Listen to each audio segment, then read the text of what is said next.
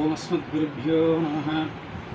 శ్రీశైలేశదయాపాత్రం దీభక్త్యాదిగుణార్ణవం యతీంద్రప్రవణం వందే రమ్యజామాతరం మునిం. కౌశికాన్వయసంజాతం వెంకటార్యతనూభవం వేదాంతాచార్య సచ్చిష్యం ముడేవర్లు గురుం భజే.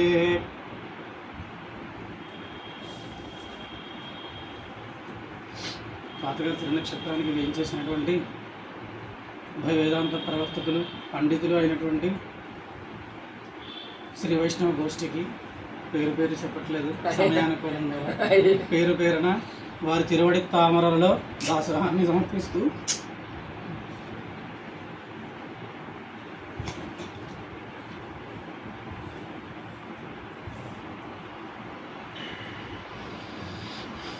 ఆచార్య బంధువులారా,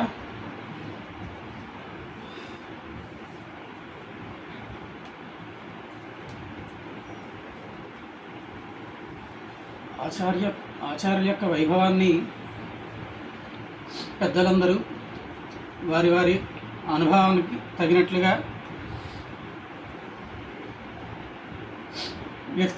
వ్యక్తపరిచారు. దాసుడు కూడా ఆచార్యుల ద్వారా, పెద్దల ద్వారా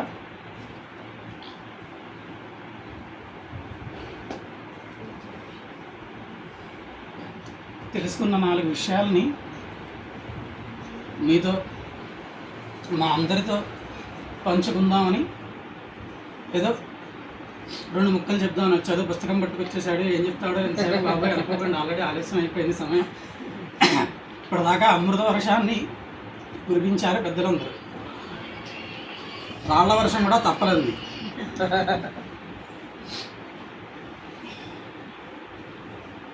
పరమాత్మ యొక్క కళ్యాణ గుణాలని ఆళ్వార్లు చెప్తారు. ఎన్నిల్ తొల్పుగల్ వానవర్ ఈశనే అని. ఎన్నిల్ లెక్కించడానికి వీలు లేనటువంటి, తొల్పుగల్ ప్రాచీనమైనటువంటి కళ్యాణ గుణములు కలిగినటువంటి వ్యక్తి పరమాత్మ అని ఆళ్వార్లు చెప్తారు. అంటే పరమాత్మకి కళ్యాణ గుణములు అసంఖ్యాకములుగా ఉంటాయి, లెక్కించడానికి వీలు లేకుండా ఉన్నాయి అని ఆళ్వార్లు చెప్పారు. అలాగే వన్పుగజ్నారణన్ తిన్కడల్ సేరే, శ్రేష్టమైనటువంటి కీర్తి కలిగినటువంటి నారాయణుడు అని చెప్పారు. శ్రేష్టత, ఆ శ్రేష్టత ఎక్కడి నుంచి వచ్చింది? పరమాత్మకి లెక్కించడానికి వీలు లేనటువంటి కళ్యాణ గుణాలు ఉండడం చేత శ్రేష్టత్వం. అందుచేత ఆళ్వార్లు కూడా పరమాత్మకి లెక్కించడానికి వీలు లేనటువంటి కళ్యాణ గుణాలు ఉన్నాయి అని ఆళ్వార్లు అన్నారు. అలాగే వేదం చెప్తోంది, అజాయమానో బహుధా విజాయతే. పరమాత్మ అనేక రకాలమైనటువంటి అవతారాలను ఎత్తాడు. ఏం చేశాడు? అవతారాలు ఎత్తి కళ్యాణ గుణాలను ప్రకాశింపజేశాడు. అంటే ఆయన ఎన్ని అవతారాలు అయితే ఎత్తాడో అన్ని కళ్యాణ గుణాలు పరమాత్మకి ఉన్నాయి. అంటే ఆయన ఎన్ని అవతారాలు ఎత్తారో మనం లెక్కించలేం. కొంతమంది దశావతారాలు అంటారు, కానీ అవి మనకి లెక్కించుకోవడానికి అనువుగా చెప్పేటువంటి విషయం. అలాంటి కళ్యాణ గుణములు కలిగినటువంటి పరమాత్మకి అన్ని కళ్యాణ గుణాలు, లెక్కించలేని కళ్యాణ గుణాలు ఉన్నాయి అని చెప్తున్నారు. అలాగే రామాయణంలో చెప్తారు, బహవో నృప కళ్యాణ గుణాః తవ పుత్రస్య సంతితే. ఎన్నో కళ్యాణ గుణములు ఓ రాజా నీ పుత్రుని యందు కలవు అంటారు ప్రజలు. దశరథుడి మహారాజుతో అన్నమాట ఇది. అలాగే వసీవదాన్యో గుణవాన్ రుజుశుచి మృదుర్దయాళు మధురస్థిర సమః కృతి కృతజ్ఞ త్వమసి స్వభావతః సమస్త కళ్యాణ గుణ అమృతో ఉదధి అని యామునాచార్యుల వారు ఆళ్వందార్ స్తోత్రంలో కటాక్షించారు. ఏంటి వీటి అర్థం అంటే, వసి అంటే పరమాత్మ, త్వం నీవు, వసి వసి అంటే వశము గలవాడవు, అంటే అందరి చేత వసింపబడేటువంటి గుణం కలగవాడు అని అలా చెప్పచ్చు. అందరినీ వసించేటటువంటి గుణం గలవాడవని 2 రకాలుగాను చెప్పచ్చు. వదాన్య ఉదారుడని, గుణవాన్. ఇక్కడ గుణవాన్ అంటే అన్ని గుణాలు మనం చెప్పకూడదు. ఇక్కడ గుణ శబ్దానికి ఒక్కటే అర్థం, సౌశీల్యం అనే గుణం ఒక్కటే గుణం యొక్క అర్థం. కనుక గుణం చేత సౌశీల్యము కలవాడు. రుజుహు అంటే ఆర్జవం కలవాడు. అంటే ఆర్జవం అంటే మనస వాచ కర్మణ 3 రకాలుగా ఒకే రీతిగా ఉండేటువంటి వాడు. శుచి పవిత్రుడు. అలాగే మృదు స్వభావం కలిగినటువంటి వాడు. దయాళు దయా స్వభావం కలిగినటువంటి వాడు. మధుర మాధుర్యం గలవాడు. దీన్ని కూడా 2 రకాలుగా చెప్పచ్చు. మనకి మాధుర్యం కలగజేసేవాడు, అలాగే అతనే మాధుర్యంగా కలిగినటువంటి వాడు. స్థైర్యం గలవాడు. సర్వసమానుడు, అందరికీ సమానంగా ఉండేటువంటి వాడు. అలాగే కృతకృత్యుడు అంటే ఎవరైనా ఒక కార్యాన్ని చేస్తే దాన్ని గుర్తుపెట్టుకుని ఉండేటువంటి స్వభావం కలిగినటువంటి వారు. ఎప్పుడు మనం మనకి ఒక తులసిదళం మనం సమర్పించామంటే వీడు నాకు తులసిదళం సమర్పించాడు అని ఎప్పటికీ గుర్తుపెట్టుకుంటాడు పరమాత్మ. అది అలాగే కృతజ్ఞ చేసిన పని గుర్తుపెట్టుకుని, పొరపాటు చెప్పాను. కృతజ్ఞుడు అన్న దగ్గర ఇందాక చెప్పింది కృతం జానాతీతి కృతజ్ఞ. దాసుని క్షమించాలి. కృతకృత్యుడు అనే చేత కార్యం, అదే కృతి అన్న దగ్గర నేను ఇందాక పొరపాటుగా చెప్పాను. ఇప్పుడు చెప్తున్నా కృతి అనడం చేత కార్యము నెరవేర్చగలిగే శక్తి గలవాడు, పరిపూర్ణంగా చేయగల సమర్థుడు.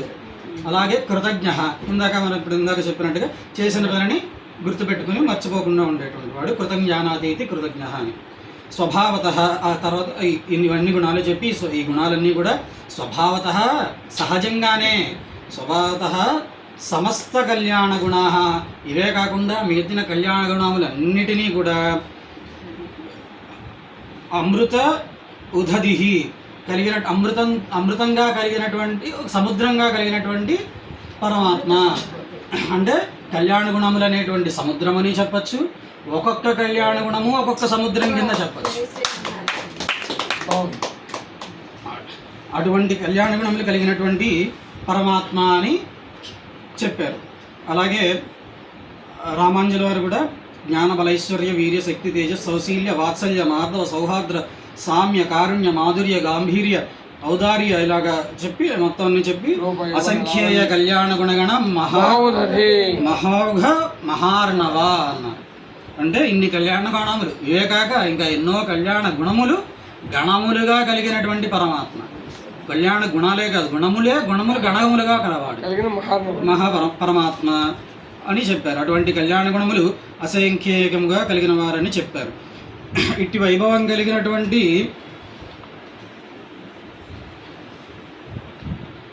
పరమాత్మ యొక్క కళ్యాణ గుణములు మనం చెప్పాలి అంటే సరిపోతుందా అండి? ఒకరోజు, ఒక గంట, వారం? లేదు, ఎలా సరిపోదో చెప్తున్నారు.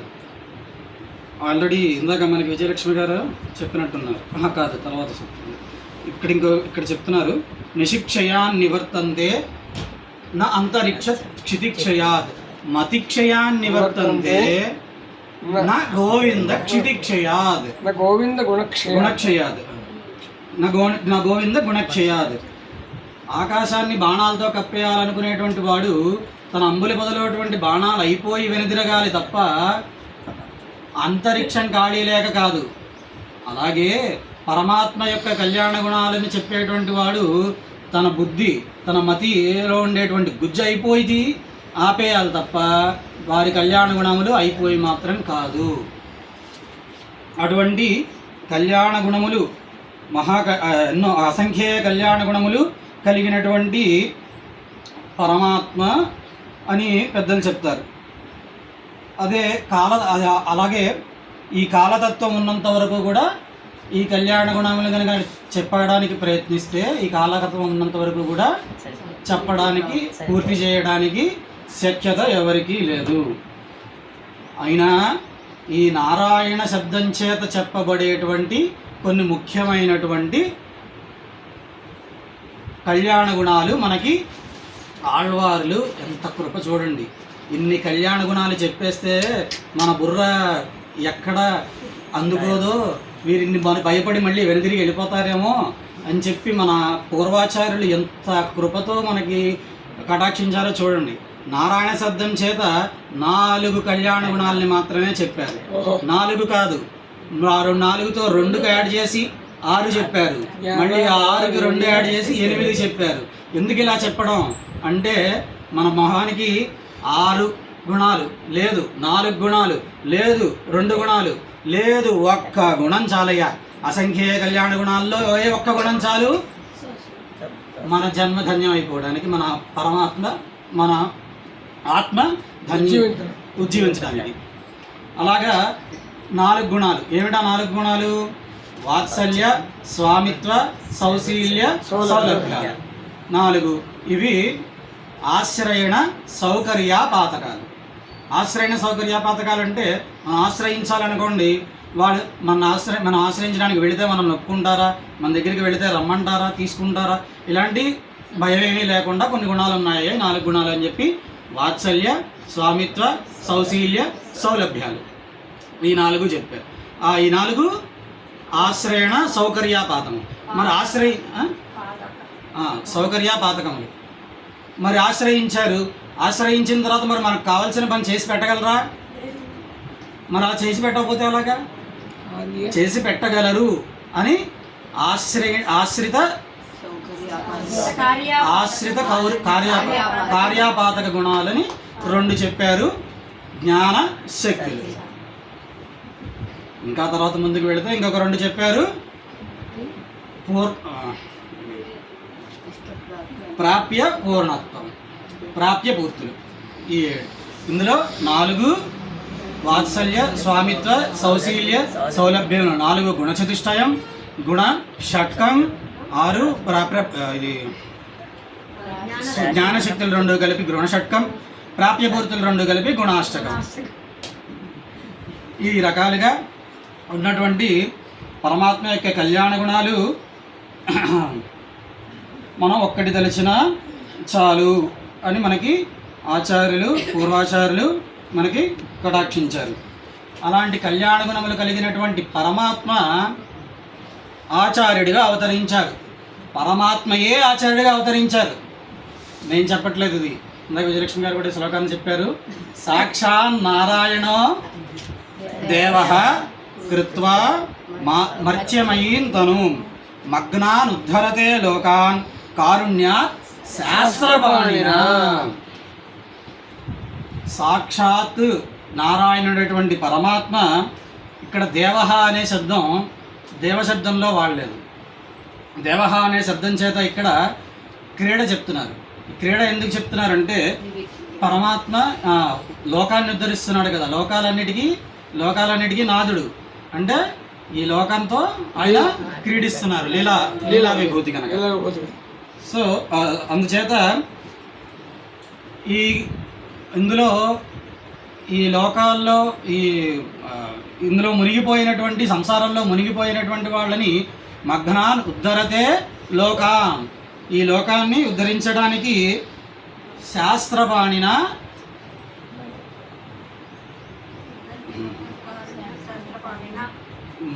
కృత్వా మర్త్యమయీన్ తను మానవ శరీరాన్ని అధిష్ఠించి కారుణ్యము చేత అతని కారుణ్యముతో శాస్త్రాన్ని అందుకుని మనల్ని కటాక్షిస్తున్నారు, ఆచార్యుల రూపంలో కటాక్షిస్తున్నారు. మనకి ఇదే మాటని పెరియాళ్ళవార్లు కూడా చెప్పారు. పేదహవాడ పిరానై పరమ గురువాహి వందు. పీతాంబరాన్ని ధరించినటువంటి పరమాత్మ పరమ గురువై వచ్చారు, పరమాచార్యుడిగా వేయించేశారు, ప్రథమ గురువు పరమాచార్యుడిగా వేయించేశారు. అది అందుచేత ఈ గుణాలు మనకి శ్రీవచన భూషణంలో చెప్తారు. ఇక్కడ పూర్ణత్వం చెప్పే చోట పూర్ణమిదం పూర్ణమదః పూర్ణాత్ పూర్ణముద్రిచ్యతే అని చెప్పిన చోట పరతత్వం నుంచి పూర్ణంతోనే వ్యూహానికి వచ్చారు. కళ్యాణ గుణాలు అక్కడ కళ్యాణ గుణాలు ఏమీ ప్రకాశించవు స్వామిత్వం తప్ప. మిగతా కళ్యాణ గుణాలు ప్రకాశించడానికి అవకాశమే లేదు. అందుచేత మిగతా కళ్యాణ గుణాలన్నిటితో కలిపి ఇక్కడ మనకి వ్యూహంలోకి అవతరించారు. అంతకంటే పరత్వం ఒకటి, ఆ పరత్వాన్నే ప్రకాశింపజేస్తున్నారు. అదే అక్కడి నుంచి వ్యూహానికి మిగతా విలక్షణంగా కళ్యాణ గుణాలతో వ్యూహంలోకి, ఈ వ్యూహంలో నుంచి ఇంకా విలక్షణంగా అంతర్యామిలోకి, అంతర్యామిలో నుంచి ఇంకా విలక్షణంగా అవతారాలు, అదే విభవావతారాలు. విభవం నుంచి అంతర్యామి, అంతర్యామి నుంచి విభవం,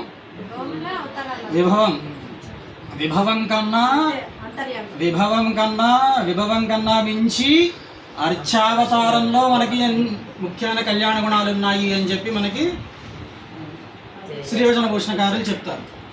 అలాగే ఈ వ్యత్యాసం చెప్తూ ఈ పరత్వానికి దీనికి చెప్తూ దీంట్లోనే చెప్తారు శ్రీవచన భూషణంలోనే మనకి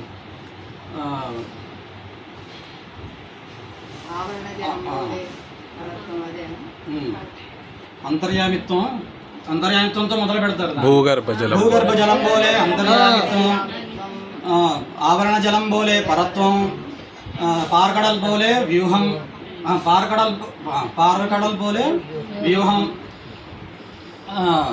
తేంగిన మడుక్కల్ బోలే అచ్చావతారం అంటారు. ఇప్పుడు ఈ క్రమం ఎలా వచ్చిందంటే ఉత్తరోత్తరం బలి అనేటువంటి సూత్రాన్ని అనుసరించి ఒకదాని నుంచి ఒకటి మనకి గొప్పది, ఒకదాని నుంచి ఒకటి దాంట్లో అటువంటి కళ్యాణ గుణాలన్నీ కూడా అర్చావతారంలోనే ప్రకాశిస్తాయి అని చెప్తున్నారు. ఇప్పుడు మనం ఇందాక అనుసంధానించిన శ్లోకం ద్వారా ఏం చెప్తున్నారంటే అర్చావతారం కంటే వైభవంగా మనకి ఆచార్యులలో ప్రకాశిస్తాయి ఇవన్నీ. ఈ అర్చావతారంలో ఎంత వైభవంగా ప్రకాశిస్తున్నాయో కళ్యాణ గుణాలు పెరుమాళ్ళవి, అంతే వైభవంగా ఆచార్యుల్లో ప్రకాశిస్తాయి. అలాంటి ఆచార్యుల యొక్క వైభవాన్ని చెప్పాలంటే జన్మ సరిపోదు. ఆచార్యుల్ని ఆశ్రయించాం గనక మరుజన్మ ఉంటుందని చెప్పలేము. అది అందుచేత అందరూ ఎంతో కొంత వైభవాన్ని పంచుకున్నారు. ఇలాంటి వైభవం కలిగినటువంటి ఆచార్యులు మనకి దొరకడం చాలా అదృష్టం. మనం ఎంతో పుణ్యం చేసుకుంటే కానీ ఇలాంటి ఆచార్యులు దొరకరు. ఇలాంటి ఆచార్యుల యొక్క వైభవాన్ని మనం ఇందాక అనుకున్న గుణ చతుష్టయం, గుణ అష్టకం, గుణ షట్కం, వీటిల్లో ఎంతో కొంత సావకాశంగా సమయానుసారం ఒక 10 నిమిషాలు, పావు గంటలో పూర్తి చేసేస్తాను. ఇంకా ఒక 10 నిమిషాలు అయితే పూర్తి చేయకపోతే బాగుండదు. మళ్ళీ కళ్యాణ గుణాలన్నీ స్వామివారిలో చెప్పాలి కదా. 5 నిమిషాలు అయిపోయింది. 5 నిమిషాలు అయిపోయింది. 2:30 గంటల నేను వాత్సల్యం మనం ముందు చెప్పుకున్నాం. వాత్సల్యం మనం ముందు వరుసలు ఎలాగో చెప్పుకున్నాం. వాత్సల్యం అంటే ఏమిటి? దోష భోగ్యత్వం వాత్సల్యం. దోష భోగ్యత్వమే వాత్సల్యం.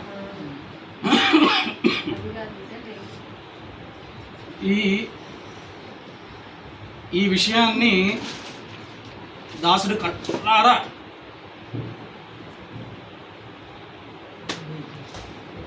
చూశాడు.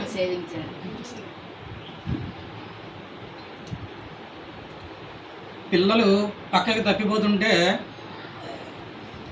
ఒక మాట చెప్తారు, ఇలా కాదు నాయన ఇలా చేయాలి అని చెప్తారు. అది చెప్పినప్పుడు మనం సహించుకోగలగాలి. అది సహించుకోలేక మనం అందరం కూడా పక్కదావ పట్టే ప్రయత్నం చేస్తున్నాం. అలాంటి విషయంలో తాతగారు పక్కదారి పట్టిన వాడిని మనం జాగ్రత్తగా తీసుకొచ్చి సంప్రదాయంలో పెట్టాలి అని ఆఖరి నిమిషం వరకు బాధపడ్డం నేను చూసాను.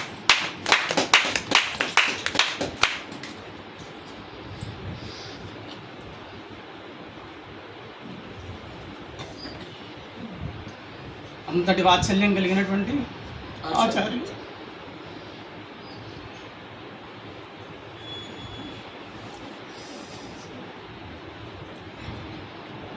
వారు చెప్తే సహించకపోవడం ఒకళ్ళు, వారు చెప్తే ఇంకొకరిని మళ్ళీ ఆచార్యులను దూషించడం ఒకళ్ళు,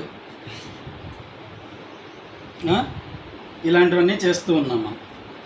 తర్వాత వాత్సల్య, స్వామిత్వం, దీనికి కూడా అదే ఉదాహరణలు అవుతాయి. స్వామిత్వం, స్వామి వారు ఆచార్యుల వారు ఎప్పుడు అనుకోరు, కానీ మనం సొత్తు కనుక 4 విషయాలు చెప్తారండి. చెప్పినప్పుడు సహించాలి. అదే చెప్తున్నాం, మనం సహించలేక దూరం పెట్టేస్తున్నాం.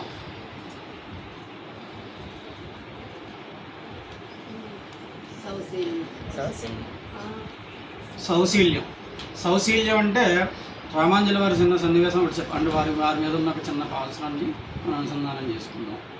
ఒక లైనే, మొత్తం పాసరం కూడా అక్కర్లేదు. పెరియవర్ పేసిலும் పేదయర్ పేసిலும் తన్ గుణంగట్కు ఉరియ సొల్, మామూలు సొల్ కాదు, ఉరియ సొల్. చిన్నవాళ్ళు పెద్దవాళ్ళు చిన్నవాళ్ళు చెప్పినా పెద్దవాళ్ళు చెప్పినా కాదు, పెద్దవాళ్ళు చిన్నవాళ్లతో అరిమరకలు లేకుండా సమానంగా వ్యవహరించడం సౌశీల్యం. పెద్దవాళ్ళు చిన్నవాళ్లతో సమానంగా అరమరికలు లేకుండా వ్యవహరించడం, అది సంస్కృతం. ఇది ఎంబెరుమానార్ల విషయంలో చెప్పిన అవసరం కనుక దాన్ని అటువంటి సౌశీల్యం కలిగినటువంటి ఆచార్యులు. సౌలభ్యం అందరికీ తెలిసిందే. ఇందాక అందరూ చెప్పారు సౌలభ్యాన్ని. మా ఇంటికి ఏం చేశారంటే మా ఇంటికి ఏం చేశారని, ఈ సమయంలో చెప్పారంటే ఈ సమయంలో చెప్పారని, మాకు ఎంత చెప్పాలంటే ఎంత చెప్పారని, మాకేది చెప్పమంటే అదే చెప్పారని, ఈ కోసం చెప్పారు. అటువంటి సౌలభ్యం కలిగినటువంటి పూర్తి చేయండి, తర్వాత మాట్లాడుకుంటాం. అటువంటి గుణచతుష్టయం కలిగినటువంటి ఆచార్యులని ఆశ్రయించి అందరం ఉన్నాం, అందరూ ఆశ్రయించాం. ఇందాక అనుకున్నాం, ఈ 4 ఆశ్రయణ సౌకర్యాపాతకాలు. అందుకని చక్కగా మనం ఉడయవర్ల స్వామి వారిని, ఆచార్యులని, ఇందాక అన్నారు పేరు పెట్టి పిలవకూడదు ఎక్కువ అని, కనుక ఆచార్యులని మనం ఆశ్రయించి ఉన్నాం. అటువంటి ఆచార్యులు మరి అన్ని చేయగలరా, సమర్థులా అని అనుకునే ప్రశ్న వస్తే జ్ఞానశక్తులు చెప్తున్నాయి, మనం చెప్పక్కర్లా. వారి జ్ఞానము, వారి ప్రకాశము, వారి శక్తి చెప్తోంది. అది ప్రత్యేకించి మనం చెప్పక్కర్లేదు. ఇలాంటి ఆచార్యులను సేవించి మనం కృతార్థులం అయ్యాము. దాసుణ్ణి కటాక్షిస్తూనే ఉంటారు. దాసుణ్ణే కాదు, అందరినీ కటాక్షిస్తూనే ఉంటారు. విజయలక్ష్మి గారికి కోపం వచ్చింది దాసుణ్ణి అనేసరికి. అందరినీ కటాక్షిస్తారన్నట్టు వారి ఏదో అన్ని రకాలుగా చెప్పారు. ఇంకొక చిన్న ఉదాహరణతో నేను ముగించేస్తాను. ఎంబెరుమానార్లని ఆశ్రయించాలని ఒక రాజు దగ్గర నుంచి ఒక అతను వచ్చాడు. రాజ పురోహితుడు ఎవరో అతను, బహుశా నాకు గుర్తులేదు. వారు వచ్చి నేను మిమ్మల్ని ఆశ్రయించాలనుకుంటున్నాను అన్నారు. ఆశ్రయించాలనుకుంటున్నప్పుడు జనరల్గా లోకంలో ఉండేవాళ్ళు ఏమంటారు, రానాయనా తీసుకొని అయినా చెప్తాను, పుస్తకాలు తెచ్చుకో, నేను సంవత్సరం చేస్తాను బాగుంది. రామాంజలి వారు ఏమన్నారు, ఊరతాళ్వానికి అప్పగించారు. ఊరతాళ్వారికి అప్పగించి వారిని గ్రంథాన్ని కటాక్షించమన్నారు. ఈ ఘట్టం వేరే, నేను ఊరికే ఉదాహరణ చెప్పాను. ఈ ఘట్టాన్ని ఎత్తుకుంటే మళ్ళీ అదొక జరుగుతుంది. ఎలా అయితే అలా రామాంజలి వారు ఎంబెరుమానార్లు అలా చేశారు, మన స్వామివారు కూడా అలానే చేశారు, అలానే చేసేవారు. మన విఠల్ గారు వచ్చేవారు. విఠల్ గారు వెంకటాచార్య స్వామి వారిని ఆశ్రయించి ఉన్నారు. ఇప్పుడు ఎప్పటికీ వారిని ఆశ్రయించి ఉంటారు. వారు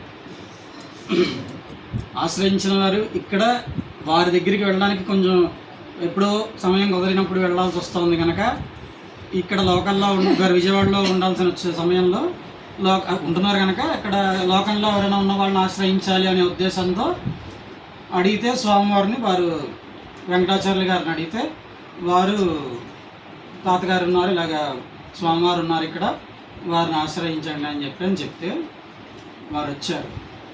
వారు వస్తే ఏంటి ఎప్పుడు వచ్చినా కూడా వారు మీ గురువు గారు ఎలా ఉన్నారని అనేవారు. నేను విన్నా ఈ మాటలు గురించి. వారు ఇప్పటికీ చెప్తుంటారు, నా దగ్గరికి వచ్చావు కదా రా, నేను సమాచారం చేసేస్తాను. ఏమనలేదు. అటువంటి వేగం కలిగినటువంటి ఆచార్యులు మా అందరికీ దొరికారు. అది పరమాత్మ యొక్క కటాక్షం. మనం ఏం ఇవ్వగలం?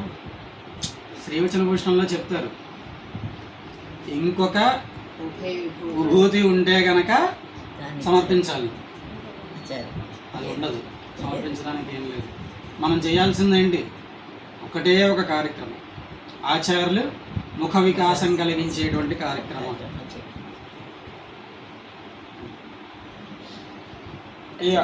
అందరికీ కూడా చివరికి ఒక మాట, అంటే స్వామివారి మాటల గురించి కాదు, వారి అమ్మగారికి నాన్నగారికి వీరు అవతరించినప్పుడు, అంటే మన శ్రీమాన్ వెంకటాచార్య స్వామి వారికి వారి ధర్మపత్నికి వీరు పుట్టినప్పుడు ఒళ్ళో పడుకోబెట్టుకుని బాప్సాలు చేస్తున్నప్పుడు ఉభయ విభూతులకు నాయకుడు ఈయన అవుతారు అని భావించి ఉడయవర్ అని పేరు పెట్టారు.